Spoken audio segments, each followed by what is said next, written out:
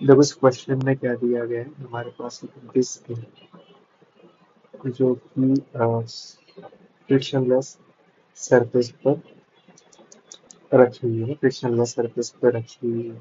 ठीक है, और हमने स्ट्रिंग को कुछ इस तरह से अटैच कर दिया है डिस्क पर, जिसके एक एंड पर मास है m, है ना, और दूसरे एंड पर हम फोर्स लगा रहे हैं।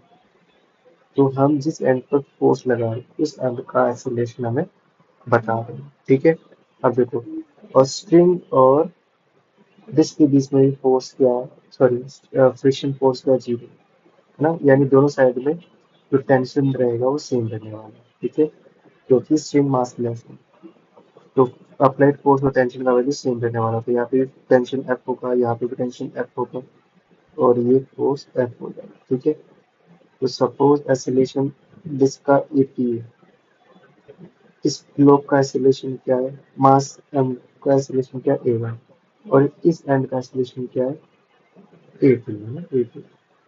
ठीक है, टेंटेटिवली देख सकते हो कि a2 राइट होगा, a2 क्या होगा, राइट होगा। सो अगर मैं ये लिखूँ एक्सेलरेशन ऑफ पुली लिखता हूँ, तो एक्सेलरेशन ऑफ पुली क्या हो जाएगा, इस पर दो फोर्सेस काम कर रहे हैं, एक ये वाला टेंशन एंड एक ये वाला टेंशन। तो नेट फोर्स क्या हो गया, 2f, एंड मास क्या हो गया।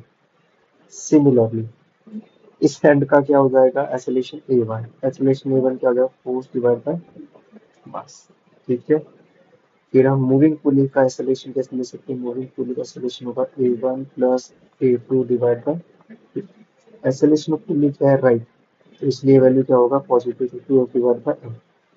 a1 क्या टूवर्ड्स लेफ्ट, तो ये क्या होगा, negative f divide by m plus a2 divide by 2।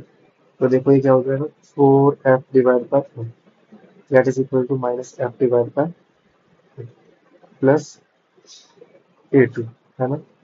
a2 का वैल्यू क्या आ जाएगा, a2 का वैल्यू आ जाएगा 5f डिवाइड बाय। तो क्वेश्चन सिंपल था, हमने बहुत बेसिक कॉन्सेप्ट यूज किए। ठीक है, आई होप सोल्यूशन समझ में आया होगा। Thank you so much.